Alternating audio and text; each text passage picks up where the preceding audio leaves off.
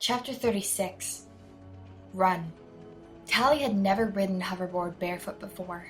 Young Smokies had all kinds of competitions, carrying weights or riding double, but no one was ever that stupid.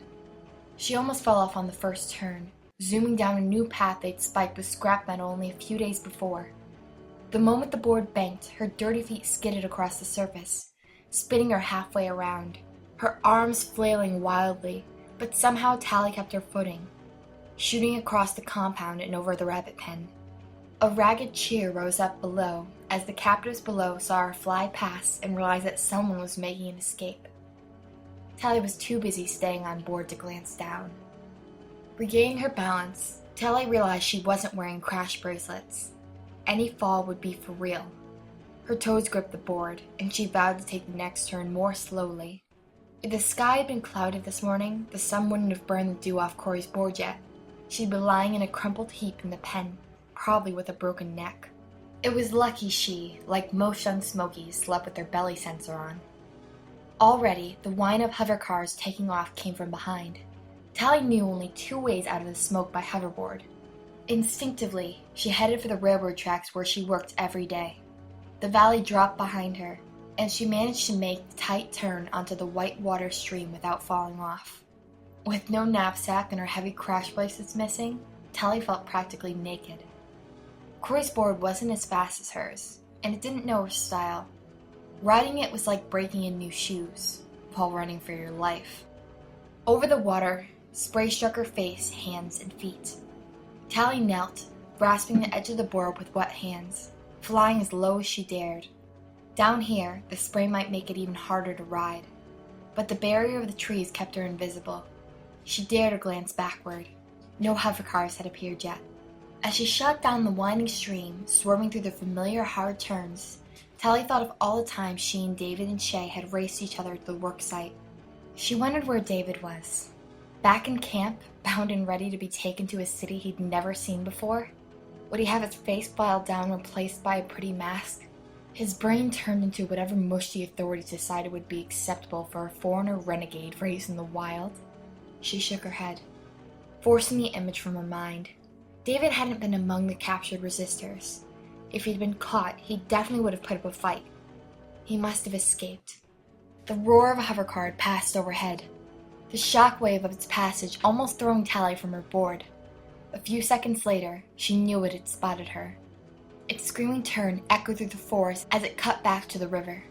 Shadows passed over Tally, and she glanced up to see two hovercars following her, their blades shimmering as bright as knives in the mid-morning sun. The hovercars could go anywhere, but Tally was limited by her magnetic lifters. She was trapped on the route to the railroad. Tally remembered her first ride out to Dr. Cable's office, the violent agility of the hovercar with its cool, pretty driver. In a straight line, they were much faster than any board. Her only advantage was that she knew this path backward and forward. Fortunately, it was hardly a straight line. Tally gripped the board with both hands and jumped from the river to the ridgeline. The cars disappeared into the distance, overshooting as she skimmed the iron vein. But Tally was out in the open now, the plain spreading out below her as huge as ever. She noticed fleetingly it was a perfect day, not a cloud in the sky. Tally lay almost flat to cut down wind resistance, coaxing every ounce of speed from Corey's board. It didn't look like she'd make it to the next cover before the two cars had swung around.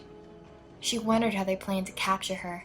Use a stunner, throw a net, simply bowl her over with the shock of waves.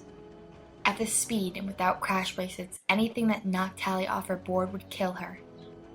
Maybe that was just fine with them. The scream of their blades came from her right, louder and louder. Just before the sound reached her, Tally dragged herself into a full hover skid, her momentum crushing her down into her board. The two hovercars shot past ahead, missing by a mile, but the wind of their passage spun her around in circles. The board flipped over and then back upright, Tally hanging on with both arms as the world spun wildly around her. She regained control and urged it forward again, bringing it back to full speed before the hovercars could turn back around. The specials might be faster, but her hoverboard was much more maneuverable. As the next turn drew near, the hovercars were headed straight for her, moving slower now, their pilots realizing that at top speed they would overshoot her every time. Let them try to fly below tree level, though. Now riding on her knees, gripping the board with both hands, Tally twisted into the next turn, dropping to skim just above the cracked dirt of the dry creek bed. She heard the whine of the hovercar steadily build. They were tracking her too easily, probably using her body heat to pick her out among the trees, like the minders back home. Tally remembered the little portable heater she'd used to sneak out of the dorm so many times. If only she had it now. Then Tally remembered the caves that David had shown her on the first day in the smoke. Under the cold stones of the mountain, her body heat would disappear. She ignored the sounds of her pursuers, shooting down the creek bed and across a spur of ore, and then onto the river that led to the railroad. She careened along above water, and the hovercar stayed right above tree height, patiently waiting for her to run out of cover. As the turnoff to the railroad approached, Tally increased her speed, skimming the water as fast as she dared. She took the turn at full skid and hurtled down the track. The car swept away down the river. The specials might have expected it to turn off on another river, but the sudden appearance of an old railroad track had surprised them. If she could make it to the mountain before the hovercars completed their slow turns, she would be safe.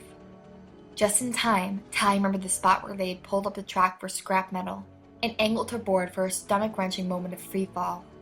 Soaring over the gap in a high arc, the lifters found metal again, and 30 seconds later she came to a skidding halt at the end of the line.